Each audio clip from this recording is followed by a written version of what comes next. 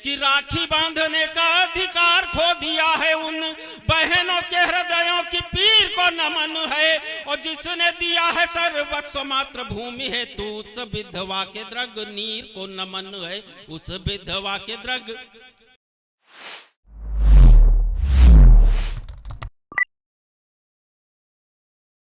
समृद्ध मंच को प्रणाम करता हूं। आदरणीय मुख्य अतिथि महोदय के चरणों में प्रणाम निवेदित करते हुए सीधे सीधे बिना किसी भूमिका के आपको जोड़ूंगा। मैं चार पंक्तियां, मैं विशुद्ध रूप से कवि हूं, मुशायरे में बहुत कम काव्य पाठ किया है, बड़ी ईमानदारी से आपको बता रहा हूं। चार पंक्तियां मैं मुशायरे की भूमिका में पढ़ता हूं, सुनिए। जी जी स्वागत है, स्वागत।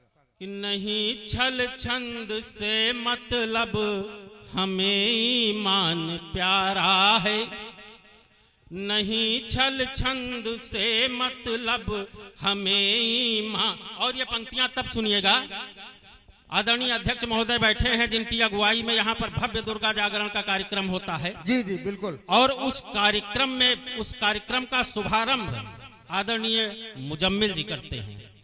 इस भावभूमि में ये पंक्तियां सुनिएगा। यहाँ एक ही तट पर डॉक्टर साहब हमारे भगहर में दुर्गा माता की प्रतिमा का विसर्जन होता है और उसी तट पर ताजिए का दफन होता है। इस भावभूमि की पंक्तियां हैं, सुनिएगा।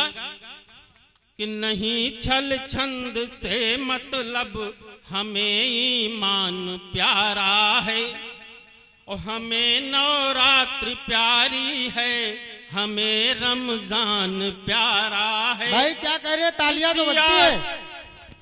हमें नवरात्र प्यारी है, हमें रमजान प्यारा है, सियासत मजहबी या आकर यहाँ दम तोड़ देती है, हमें हर हाल में अपना ये हिंदुस्तान प्यारा है, हमें हर हाल में।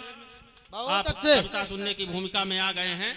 मैं चार पंक्तियां बापू के चरणों में निवेदित करता हूं। जितना मैं उनको जान पाया, कृशकाय शरीर, दुबली पतली काया, मोटे लेंस का चश्मा, और उनके कर्मों को अगर चार पंक्तियों में बांध पाया हूं तो डॉक्टर साहब विशेष आशीर्वाद चाहता हूं। स्वागत स्वागत। कि परिवार और गांव समाज बदे हर मुश्किल के उपाय भगीरथ, कि परिवार और गांव समाज बदे हर मुश्किल के उपाय भगीरथ, और गुण श्रेष्ठ दया और क्षमा करुणा कबहू न दिखे निरुपाय भगीरथ, कि नहीं झूठ के साथ चले कबहू, रहे साँच से नेह लगाए भगीरथ, और कृशकाय शरीर रहे उनका मूल पौरुष के पर्याय भगीरथ। एक जी जी बिल्कुल, बिल्कुल। कि कर्तव्य किए जितने अपने, बिन लोभ किए बिन स्वार्थ किए। व्यक्तित्व से मिलान करिएगा डॉक्टर साहब। कि कर्तव्य किए जितने अपने, बिन लोभ किए बिन स्वार्थ किए, निज का हित ध्यान धरा न कबौ, सब काम सब परमार्थ किए। कि वह संत गृहस्थ रहे इतने, करके तल चार पदार्थ किए, और बन साधक दिव्य भगीरथ से निज नाम सदा चरितार्थ किए। बन साधक दिव्य। और अब मैं उस धारा में लौटता हूँ जिस धारा का मैं कवि हूँ। मैं डॉक्टर साहब ने जो पंक्तियां मेरी अगवानी में निवेदित की थी, मैं चाहता हूँ उन पे खरा उतरूं। स्वागत। कविता सुनने की भूमिका। आज के समाज में कविता की जो आवश्यकता है, क्यों आप इतने जाड़े में बैठकर यहाँ पर हम 4, 6, 8 लोगों की बातों को सुनने आए हैं। कविता में मित्रों वो ताकत होती है कि वो बड़े से बड़े लक्ष्य को हासिल करने में आपकी मदद करती है। चार पंक्तियां निवेदित करता हूं, अगर आपको लगे कि नहीं वास्तव में कविता सुनना आवश्यक है और क्यों आवश्यक है तो समर्थन कीजिएगा। कि पशुता में भी मानवता का भाव जगा दे वह कविता है, पशुता में भी मानवता का भाव जगा दे वह कविता है, और प्रलय सिंधु से पार सृजन की नाव लगा दे वह कविता है। कि पाषाण सदृश अंतस में भी अनुराग जगा दे वह कविता है, और समय पड़े तो पानी में भी आग लगा दे। ऐसी कविता सुनने के लिए मैं बहन शशि श्रेया ने माँ की वंदना से कार्यक्रम का शुभारंभ किया था। मैं उसी वंदना की एक श्रृंखला को संपूरित करना चाहता हूँ, मंच का भी ध्यान चाहता हूँ। जी जी एक श्रृंखला देता हूँ आपको वंदना की, सुनिएगा। हमें किन किन पात्रों का वंदन करना चाहिए कि भगत सुभाष और वीर अशफाक वाली बलिदानी उस परिपाटी को नमन है, कि भगत सुभाष और वीर अशफाक वाली बलिदानी उस परिपाटी को नमन है। और असम अरुण बंग संग गुजरात आंध्र कन्या और कश्मीर घाटी को नमन है, कि हिंदी बांग्ला व गुजराती साथ कन्नड़ तमिल और तेलुगु मराठी को नमन है। और रामकृष्ण गौतम की वंदनीय मातृभूमि जन्मभूमि भारती की माटी को नमन है। जन्मभूमि देखिए, कोई कवि आपको अगर विशेष पसंद आ जाए और नीचे से कोई श्रोता अगर आके माला पहनाना चाहे तो व्यवस्था है, आप अपने हृदय के उद्गार छिपाए नहीं, आप आके उस कवि को सम्मानित कर सकते हैं।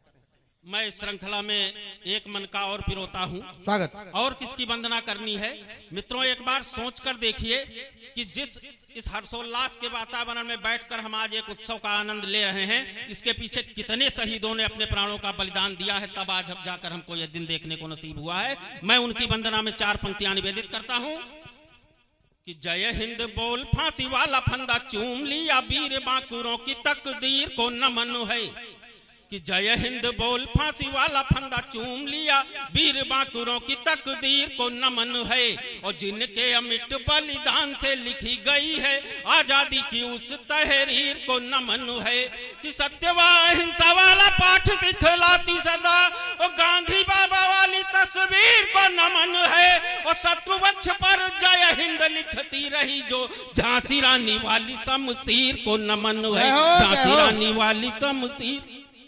और एकमात्र झांसी रानी की शमशीर के अलावा कुछ अमूर्त पात्रों का वंदन करता हूं। डॉक्टर साहब सुनिएगा।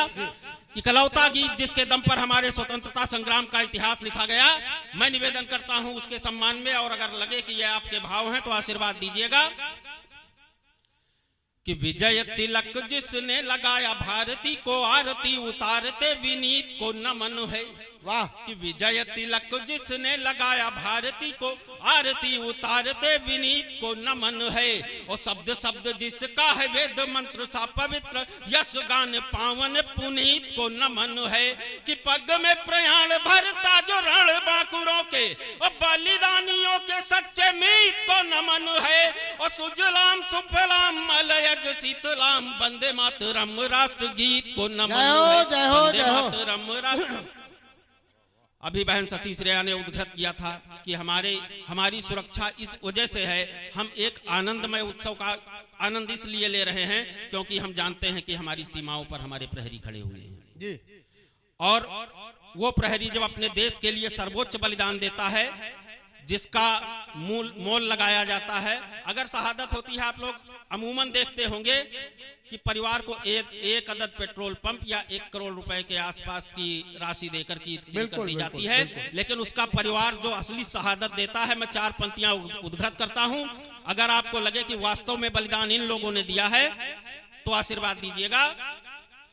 कि जिसकी बुढ़ापे वाली लाठी का सहारा छूटा, कि जिसकी बुढ़ापे वाली लाठी का सहारा छूटा भारती के ऐसे सूरवीर को नमन है। और हंसकर जिसने दिए हैं लाल देश हित उस वीर सिंघनी के छीर को नमन है।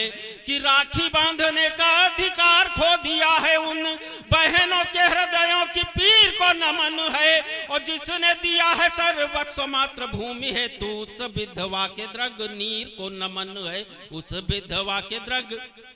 बहुत अच्छा। वंदन करने की श्रृंखला में अगर आ जाऊं, मैं एक और अमूर्त पात्र का वंदन करता हूं। डॉक्टर साहब सुनिएगा।